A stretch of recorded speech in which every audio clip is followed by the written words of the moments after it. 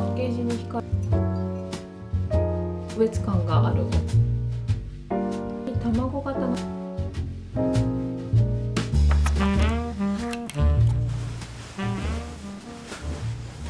皆さんこんにちは、タソです。昨日パリ・バルセロナの旅行から日本に帰国してその翌日ということになります。今回の動画はそのパリ・バルセロナ旅行で購入したお土産をご紹介していきたいと思います。バルセロナのお土産から紹介していきます。まずこれは自分用に購入したんですけれども、サグラダ・ファミリアで購入したクリスマスのオーナメントボールです。私は、白地に金色のオーナメントを購入しました。クリスマスの時期だからなのか、クリスマスオーナメントは結構いろいろな種類があってすごくデザインも可愛いのでお気に入りです。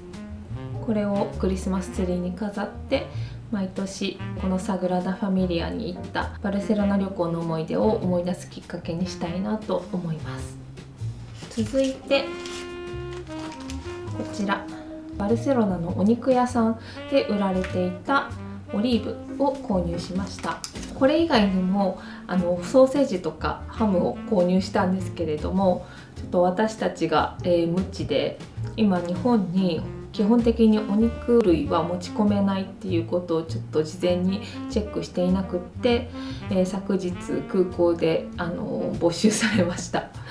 なのでもしこれからね海外旅行行かれる方はお肉類は今のところ基本的に NG で持ち込めない場合がほとんどなので、お土産に、購入するのは控えた方がいいかなと思います。私たち夫婦の失敗談でした。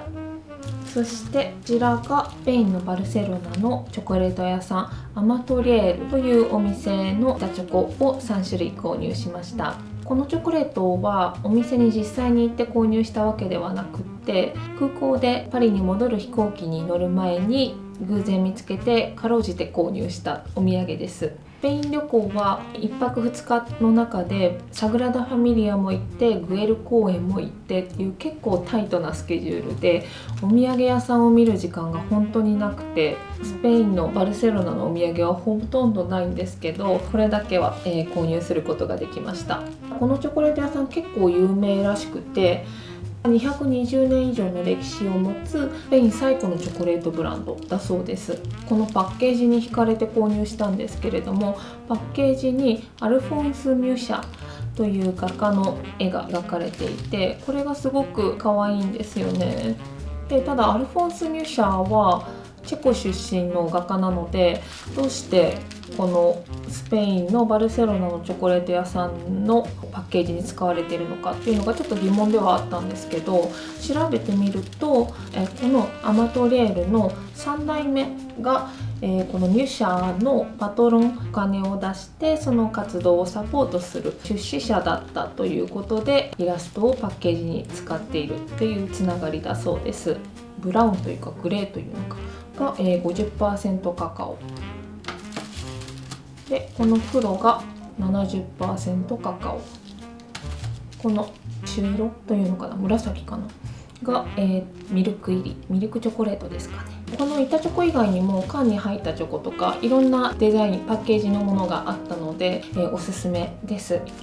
そしてこちらは夫が購入したスペイン産のワインです。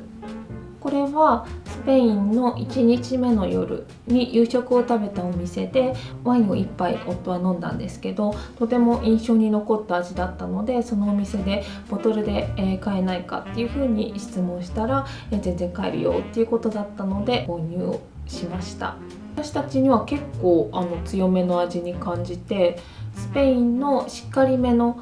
料理の味にも負けないガツンとした味というか、そんな味を感じました。スペイン産のワインも結構有名なので、お酒とかお好きな方はワインもおすすめです。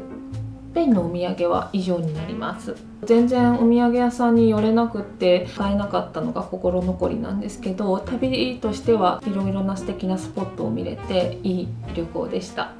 スペイン旅行に関しては上げているスペイン旅行 Vlog をぜひチェックしてみてください。こっちかな。続いて、パリのお土産を紹介していきたいと思います。フランス産のワインなんですけど、これはそんなに高いものではなくって、フランスにあるモノプリっていうスーパーマーケット、もう何でもあるんですけど、何でも屋さんみたいなスーパーマーケットで購入したお手頃価格のフランス産のワインです。産地はボルドーのメドックですね。パリでワインを飲む機会がなかったんですけど、せっかくねワインが有名な国なので、何か1本お土産だけでも購入していきたいということでモノプリで購入してきました。そしてこちらも、夫のお土産なんですが、メロディーグラフィックパリで購入したノートと万年筆です。このメロディーグラフィックパリはパリの文房具屋さんで、夫が万年筆とか文房具がすごく好きなので行ってみたいなと思っていたお店だったんです。最終日の閉店間際に行くことができて、夫も気に入ったノートと万年筆を購入することができました。でこのノートはそのお店の方が自ら作られているノートだそうです。お店で試し書きした時にこの紙質、万年筆の書き心地がすごく良かったみたいで、それが気に入って購入したっていう風に言ってました。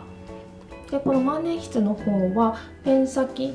と持ち手の部分はそれぞれ好きに選べて、ペン先の部分は硬め、柔らかめ、中間っていうようなタイプを自分で選んで、この店名のメロディーグラフィックパリが入ったものと何も書いていないもので2種類かなが、どちらか選べました。このお店の方がすごくフレンドリーに話してくださって、いろいろお話ができたんですけど、お店の方の奥さんも日本人の方だそうで、カリグラフィーのお仕事をいろいろされていて、いろんなブランドのお仕事もされたりとか、結構有名な方だそうです。日本でも時々いらっしゃって、カリグラフィー講座というかイベントなどもやられているそうです。最初そのお店の方ね、すごく寡黙でダンディーな印象だったんですけど、私たちが日本人だって分かると、いろいろその日本の好きなところとか美味しい食べ物とか奥様との話とかを話してくれて、すっごくチャーミングな方だったので、皆さんにもぜひおすすめしたい、すごく思い出に残る素敵なお店でした。そして次にご紹介するのがパリの本屋さんブレンタノスで購入した大きなポーチです。これは人に渡すプレゼント用に購入したんですが、このパリのブレンタノスっていう本屋さん兼雑貨屋さんですかね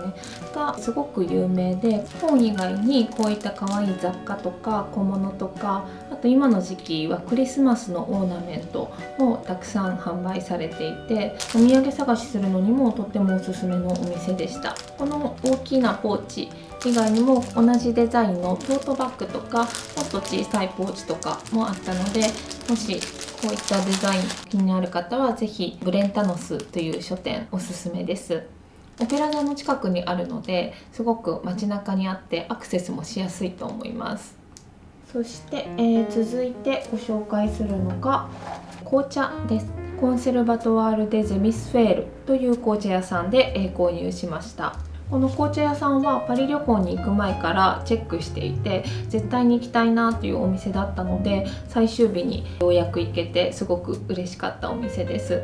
このお店に行きたかった理由は、紅茶を買うっていうのももちろんなんですけど、その内装が、すごく素敵なお店なんですね。で紅茶の香りを試すところも、すごく素敵なので、ぜひこの動画の前に上げているパリ旅行 Vlog、 このお店の素敵な雰囲気をぜひ見ていただけたらなと思います。私は自分用にグリーンの紙箱のものを購入しました。紅茶はノエル・エミスフェール、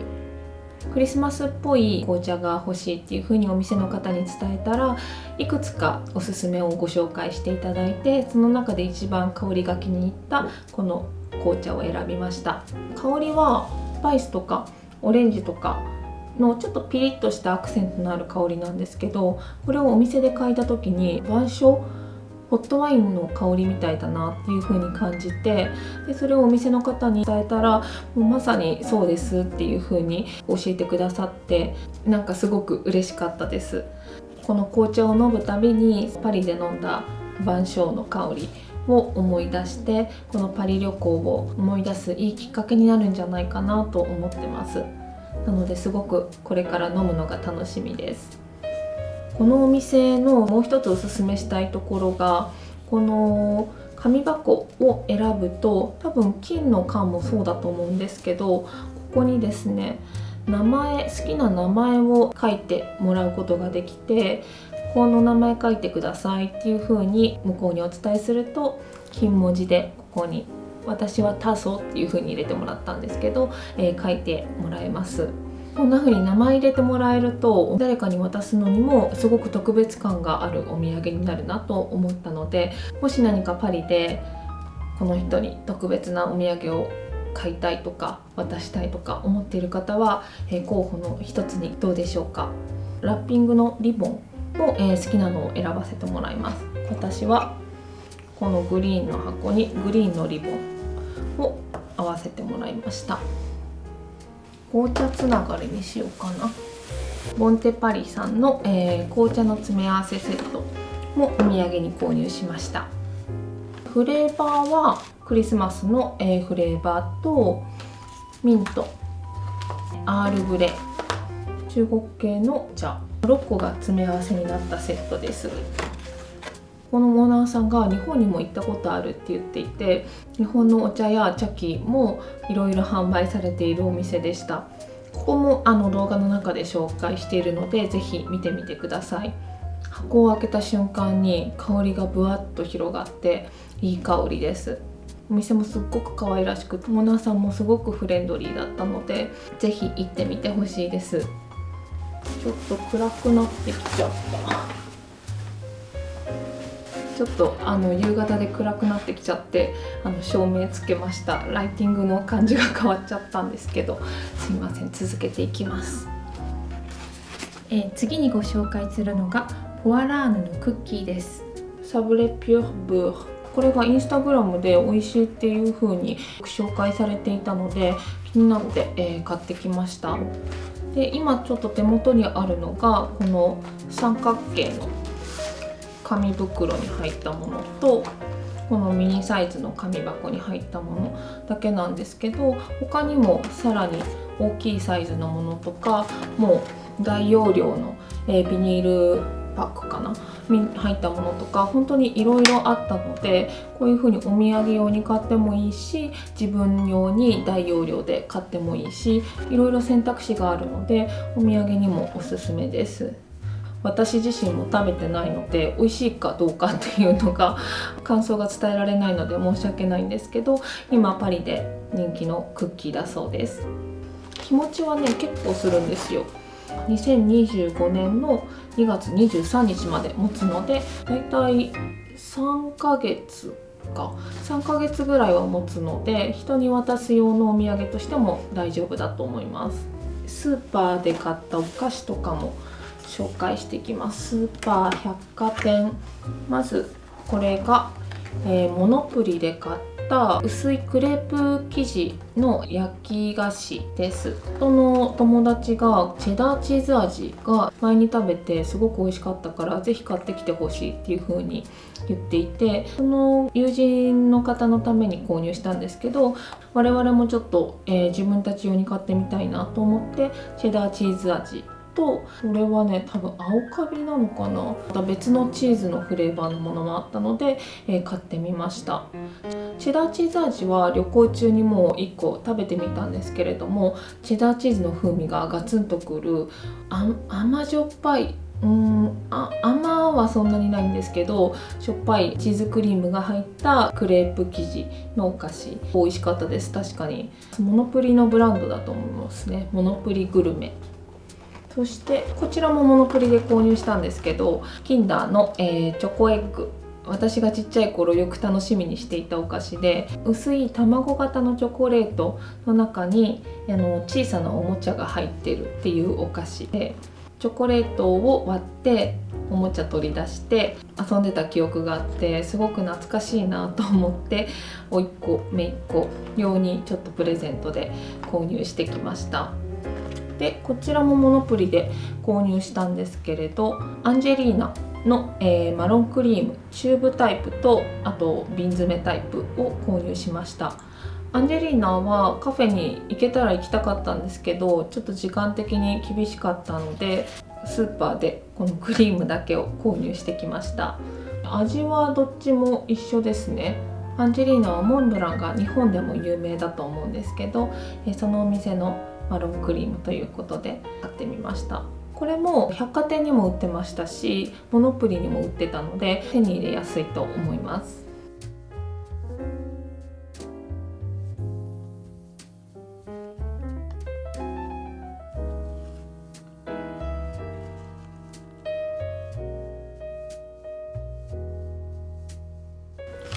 そしてこれは、ボンマルシェ百貨店で購入したジャムですね。コンフィチュールパリジェン、パリのブランドの、ジャムみたいです。2015年にパリジェンヌのローラ・ゴニエとナデージュ・ゴルティエが出会い生まれた新しい究極のジャムブランドですと。このジャムは合成添加物は、不使用、銅鍋を使って未生成のサトウキビ糖を使って作られているということです。で、季節の果物も大部分がフランス原産ということで、パッケージデザインもねすごく可愛いんですよ。これはちょっとミニサイズの2個セットなんですけど、こんな感じでサイドもすごくスタイリッシュなんだけれどもキュートなチャーミングな紙箱になっていて、お土産として渡すのにすっごく喜んでもらえそうなデザインです。味は人参とパッションフルーツのコラボレーション、シャテーヌポワール、これは濃厚な栗と爽やかな洋梨のコラボレーションというこの2つのフレーバーがセットになったジャムを百貨店で買ってきました。そして、これは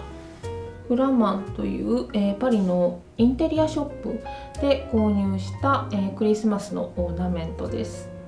ガラスのボールの中に、これは雪だるまなのかな、顔がねアライグマみたいでちょっと可愛いんですけど、雪だるまが、入った、ボールオーナメント。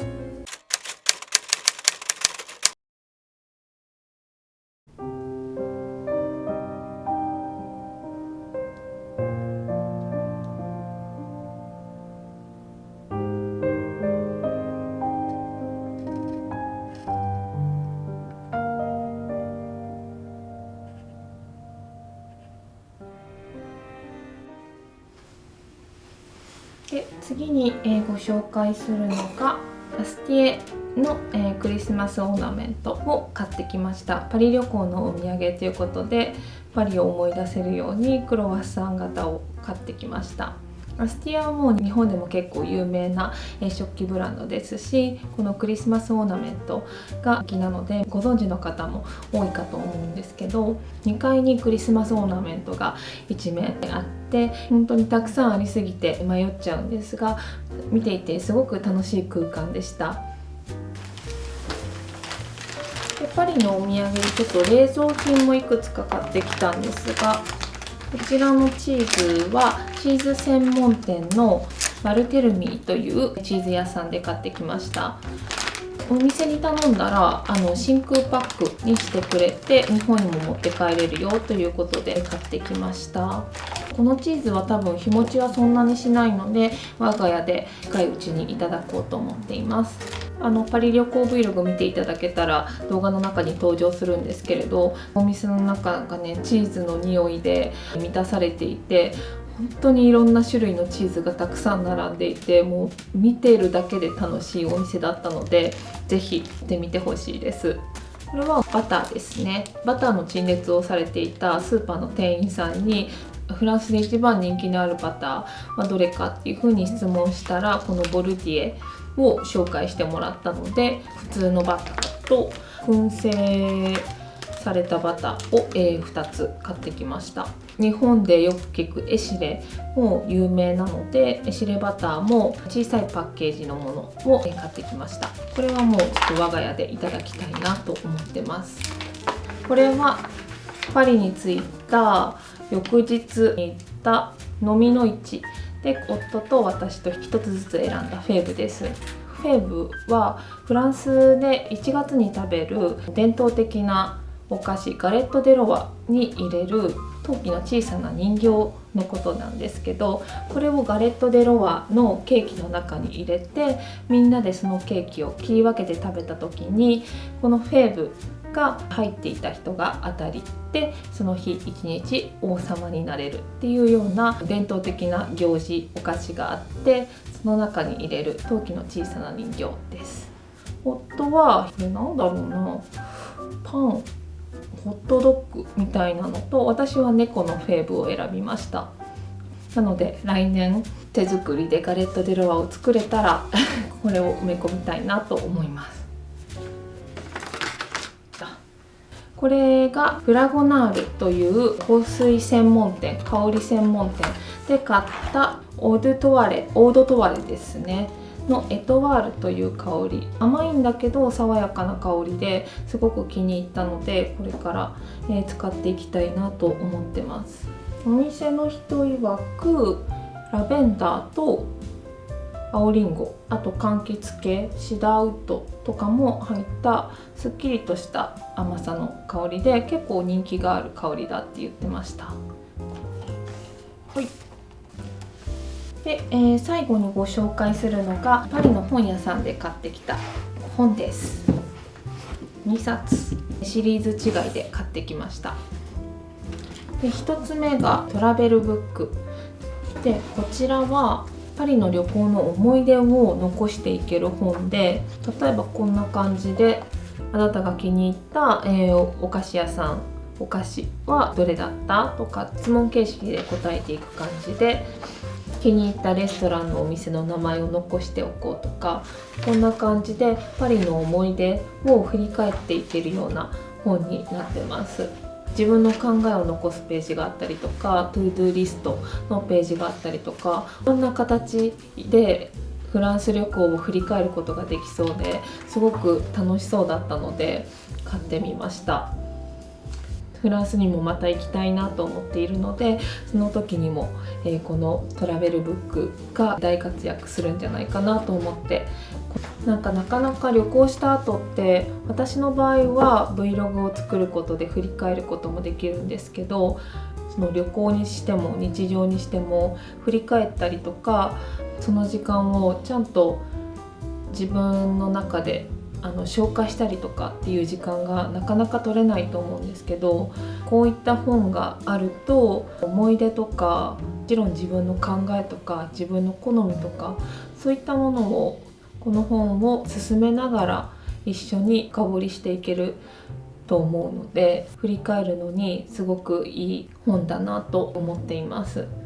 そして同じシリーズでこちらのピンクの本も買ったんですけど、これは、中がステッカーになってます。